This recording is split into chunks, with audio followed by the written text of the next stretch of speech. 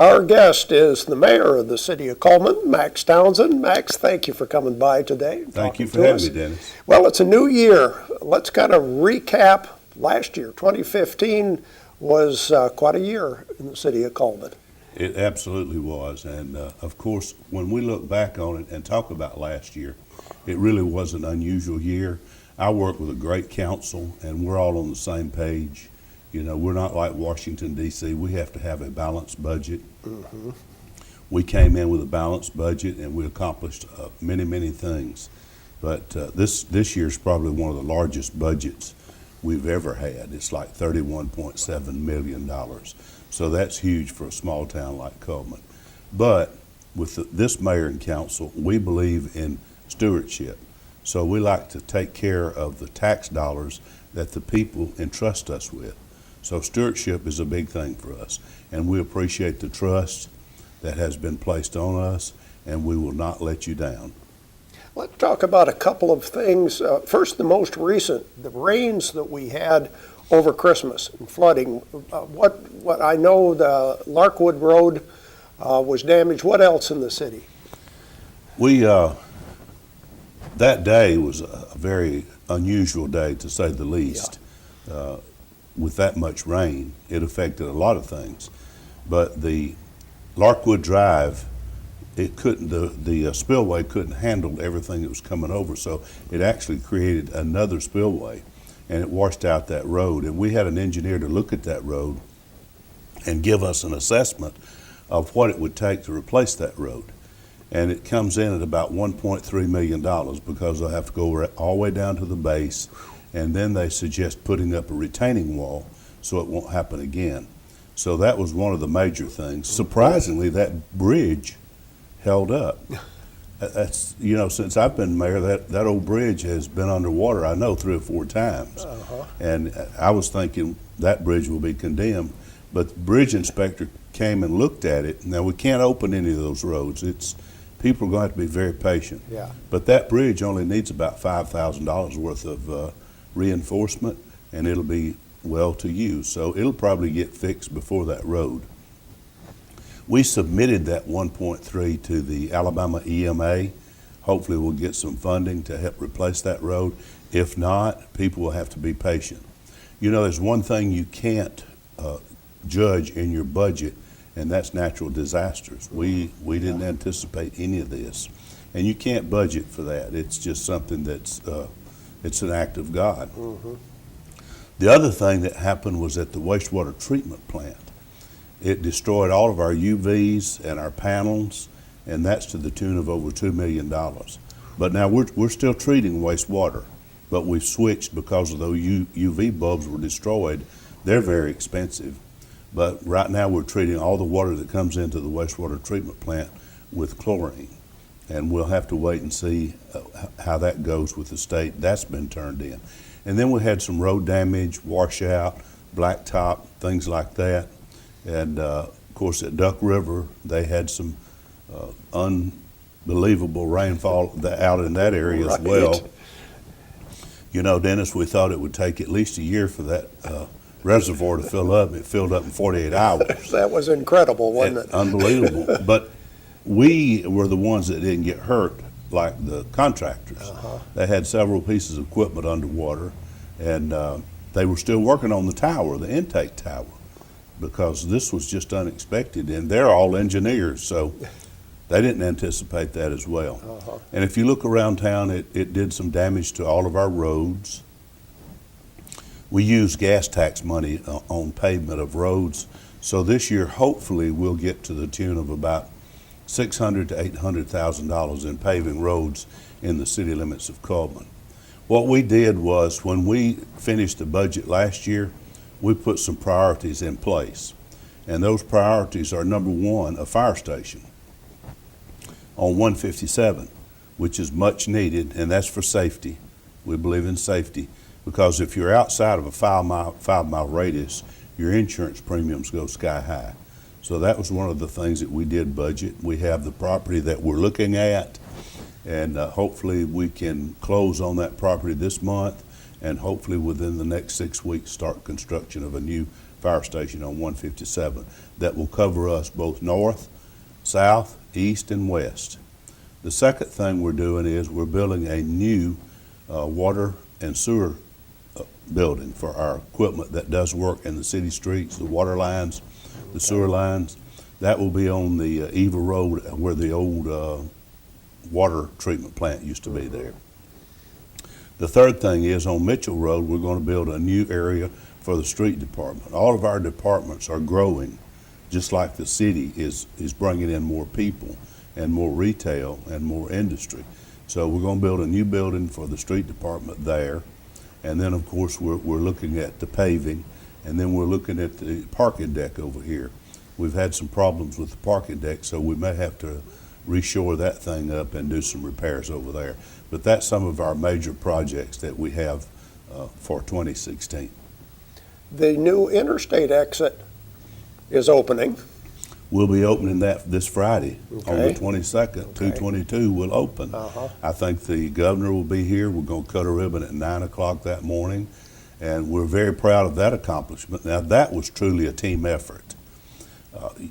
One thing that we try to do is when I came in, you know, I always said that Cullman's not an island. It's a part of Cullman County, and we should all be striving for the same thing, to make Cullman and Cullman County the best place to live, work, play, and worship. And one of my favorite sayings is, I know a lot of people get tired of me saying this, but what's good for the county is good for the city. What's good for the city is good for the county.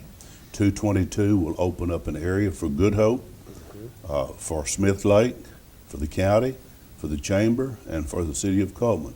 And all four of those entities were involved in making that a reality. We all pitched in money, each one equally. Good Hope, Cullman County, City of Cullman, and the Chamber of Commerce. We took equal payments to help pay for that, our portion of that. So that's teamwork, and that's one thing that we're proud of. It kind of goes back to what I was saying about the council. It's all teamwork. We're all pulling in the same direction, and that's very important. Max, do you know what an update on the Fishing Hall of Fame might be? Dennis, we last year, Sammy Lee called me in March. And he was talking about they had a national meeting scheduled for Cullman. He was going to have to cancel it. Well, they'd done this 2 or 3 times, so I just had a brief talk to the point with Sammy. And I said, Sammy, you know, you're canceling these meetings. You're not keeping me up to date on your finances. So I'm going to give you a drop dead date. And he said, okay, what will that be? I said, you're going to have to tell us 1 year from March 15th of 2016. Because if you're not going to be able to build this, we've got to look at something else in that area, whether it be camping, whether it be horseback riding, whether it be new facility, a multi-purpose center for park and rec. That portion of that property was designated by the heirs as park and rec. So, you know, we could put a hotel or, you know, something like that with things to do, miniature golf, tennis, because it's about 130 acres. So it could be utilized for a lot of great things. And of course, across the road, the 70 acres went to Cullman Industrial Development, and they're looking at trying to develop that and put something new in there to create more jobs for Cullman. And that's what our economic development agency, Peggy Smith and her group, they do a fantastic job. And that's why I always tell people, you know, a lot of those jobs that they bring in actually go to county residents. Yeah. And a lot of the properties are located in the county. Topre is located in the county. So, you know, they get school tax, everything. So everything we're trying to do is make this quality of life better for everybody that lives in this area. You know, when I was growing up, I think back, I can remember teachers saying that you only need 3 things in life: food, clothing, and shelter. I've since disagreed with that. You need a job so you can get food, clothing, and shelter. And that's what we're trying to do. One event that has come up in recent years, Rock the South, has made a big, big impact in Cullman. Now, my understanding is that the contract from the promoters is only for one more year. Do you have any idea whether this would continue beyond this year? Well, we hope so, and I was thinking it was 2 more, but Well, that could be. I would have to look at the documents, yeah. because, that's something I don't see every day, is those documents. But the thing about it is, this year, we won't have to put as much money into it. Now, we're still going to help with security and yeah. traffic and that, but we won't have to give them the $150,000 that we've been doing every year since they started. Now, we did that. Let me explain that, Dennis. The reason we did that, we felt like you couldn't get that type of exposure through advertising, and so we did get advertising. Yeah. I mean, it was blasted everywhere Uh-huh. from Atlanta. So, you had probably had 25 or 30 states coming into this. So people know where Cullman is. And we want people to make this a destination point to come and see what we've got. And we're very family oriented. That's one of the things that I'm proud of. And there's certain things that we don't want in our community. But come and visit, spend your money here. We need those tax dollars. Last year, if you noticed, after the Rock the South, the tax revenue went out the roof. And so we believe it's good. And I mean, you're always going to have niches. Oh, yeah. Some things like that. But as far as security's been great. We have not had any major uproar about anything. You're always going to get people that say that live in that community that's too loud. And I understand that, I really do. But it's for 2 nights. But we got complaints when they had Youthquake at Sportsman's Lake. Yeah. That was one night, and it was religious. Uh-huh. And we got complaints on that. Yeah. So we're going to get complaints. But I feel like as mayor, it is my responsibility to listen to those complaints. And if there's anything I can do, that's why I am mayor. That's my job. And some people said, don't you get tired of that? No. I'm thoroughly have a passion for serving the people. I had my career. I was 35 years in pharmaceutical sales, and I had my nose to the grindstone trying to make a living for my family. Now then, I'm giving back to my community. If the phone rings and I can help them legally, I'm going to do it. And if we tear something up in the city, if we dig your grass up with a sewer line or something or a water line, we're going to fix it back, just like it was, if not better. And all of our employees are dedicated to their job. I never knew, I never paid much attention to city employees when I was traveling, selling medicine. But these people are totally dedicated. Rain, sleet, snow, heat, everything. You see them out there, and they're dedicated, and that pleases me. It really does. Max, let's look ahead for not only the rest of this year, but even next year, something like that. What's on the horizon that you see would be coming for Cullman and Cullman County? If I look just at my crystal ball, I'm not telling anything. There's some things that we have to sign agreements on, Right, yeah. confidentiality. But when I look into my silver ball, I say that housing, I think we'll see a big influx in housing. Also, when you go out east of 157 from 31 to the 69 out there, I think when they get that 4-lane, hopefully within the next 4 years, you'll see a huge influx of retail and housing in that area. Matter of fact, right now we've got housing developments going on all over the community. For example, on Convent Road, there's a development there by Davidson, and that's probably going to be 60 or 80 new homes in that area. We approved at the end of last year a subdivision down behind Rahal. That's probably going to be 100 homes, and then there's one going up behind the hospital. And so I see housing and apartments and things like that. And of course, when that happens, you're going to see more retail. And when we started seeking retail, we had always, Peggy's department in Cullman Economic Development had always gone after industry.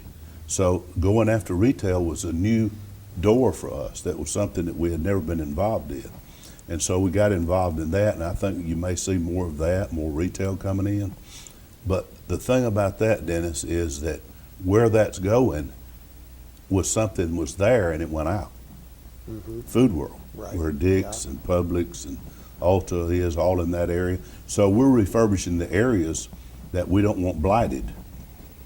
And if you look across the street where the Boofman building used to be, that was torn down, and a new Walgreens. Right. And so it looks like in the future we're going to have a Midtown, a Southtown, and a Northtown. So the people on the north side will have all areas to shop up there. Can you believe it? You read in the paper, Walmart's closing over 200 and something stores, and they open a new one here. Right. So we got a South Walmart and a North Walmart. We got a Midtown Walgreens, we got a South Walgreens, and that seems to be bouncing around. And I believe when you see a Walmart go up, you see other things coming in around it because people are drawn to those areas. One of the things too is in the shopping center there, I think you'll see more development in the Cullman Shopping Center.